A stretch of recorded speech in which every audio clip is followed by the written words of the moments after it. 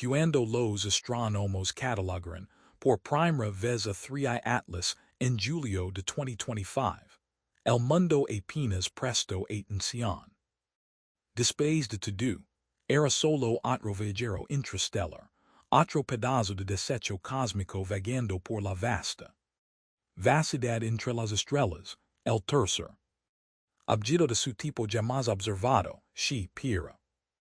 Aun así por todas las apariencias, nada más que un visitante silencioso atravesando el sistema solar en un viaje de solo ida.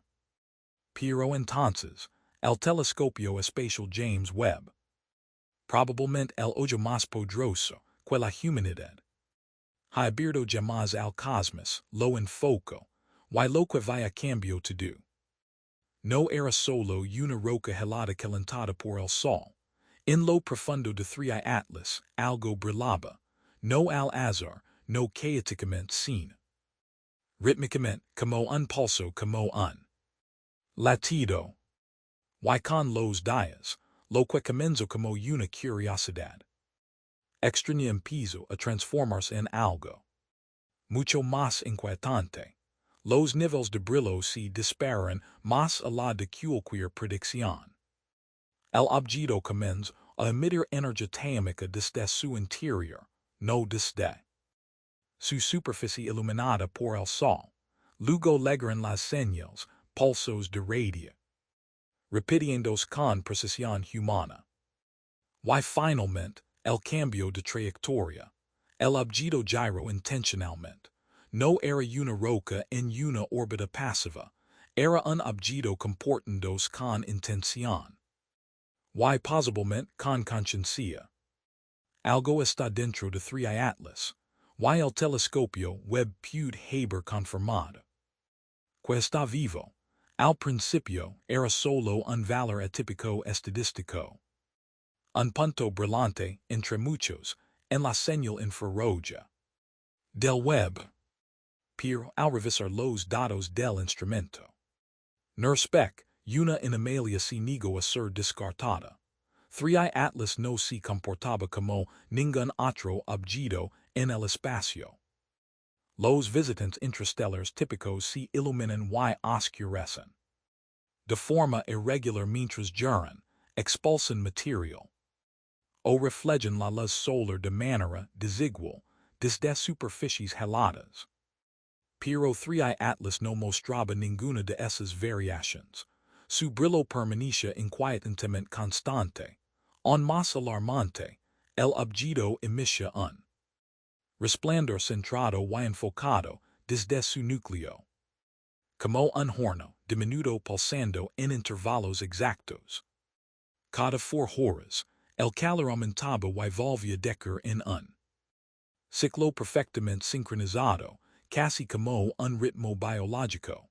El patrón era demasiado preciso para ser geológico. No correspondía a rotación, viento solar ni a ningún proceso natural conocido. Provenía del interior, completamente independiente del ángulo cambiante de la luz solar o de la distancia del objeto al sol. Los científicos lo llamaron una anomalía térmica, pero fuera de los informes, algunos empezaron a susurrar otra palabra, latido. El pulso era lento, deliberado, mecánico, resonando no como radiación estelar, sino como un motor, respirando en el espacio profundo. Algo dentro del objeto estaba generando energía interna, sin ayuda de fuerzas externas. Y para quienes estudiaban el patrón, una pregunta aterradora comenzó a surgir. ¿Qué tipo de objeto se alimenta a sí mismo en la oscuridad? A medida que los datos térmicos se volvieron imposibles de ignorar, los radioastrónomos se sumaron a la investigación. Telescopios de todo el mundo, desde Sudáfrica hasta California, apuntaron sus receptores hacia 3i Atlas. Durante días, las señales estuvieron limpias. Luego el descubrimiento. El arreglo de telescopios Allen detectó una tenu señal de banda estrecha. Un pulso constante, que surge cada 4 horas. Perfectamente sincronizado, con los aumentos térmicos dictados por Webb. Al principio rien el escepticismo, ruido, un eco, interferencia local, pero con el paso de las horas de las noches de las semanas. La señal no fluctuó. Era estable, exacta, increíblemente persistente. El pulso no solo estaba presente, era adaptativo, mostrando variaciones minúsculas alineadas. Con fluctuaciones del viento solar. Múltiples instalaciones confirmaron el patrón. Descartando fallos de equipo o fuentes humanas, el ritmo era demasiado matemáticamente limpio. El análisis de Fourier reveló una onda portadora estable, como jamás se había visto en fenómenos naturales. Era como si algo dentro de 3 Atlas no solo estuviera activo, sino tratando de transmitir. Los equipos intentaron ajustar la señal a pulsares, estrellas de neutrons, radiación de fondo. Todo negativo. No quedaban explicaciones naturales. El último test consistió en enviar un mensaje simple, una serie de números primos. Elementos de la tabla periódica. Y constantes matemáticas básicas. 72 horas después ligo una respuesta distorsionada tenue pero real, y ligo puntual al segundo, algo nos escuchó, y algo respondió. El 18 de agosto todo cambió de nuevo. La señal continua del Webb captó un destello repentino. Proveniente de 3 Atlas. Un estallido energético que aumentó su brillo en más de 40%. En menos de una hora. Ningún cometa hizo, ni siquiera durante erupciones de vapor o polvo. Pero lo más impactante vino después, una recalibración de su trayectoria reveló un cambio sutil pero innegable.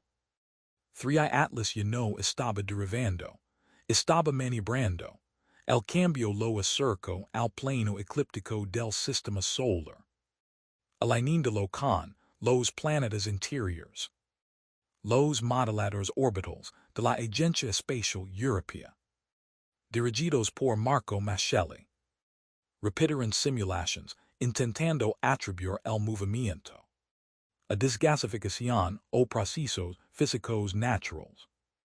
Pero las matemáticas no funcionaban. El impulso requerido era demasiado grande, y más revelador aún. El destello y el cambio de curso ocurrieron al mismo tiempo, como si uno hubiera activado al otro.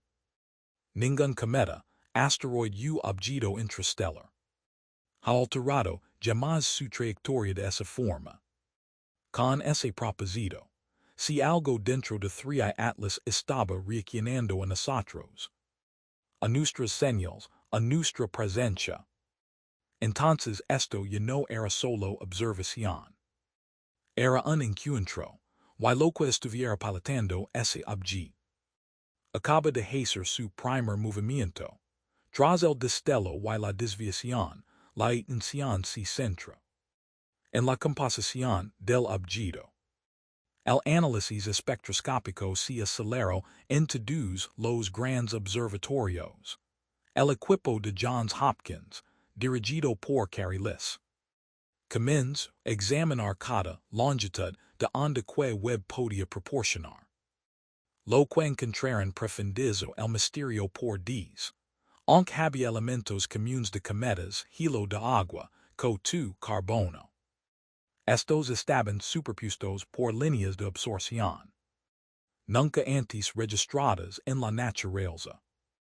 Algunas indicaban aleaciones metálicas, incluyendo tierras raras usadas en manufactura avanzada en la tierra. Otras sugerían materiales cuánticos, solo teorizados en laboratorios, jamás observados fuera de artículos especulativos.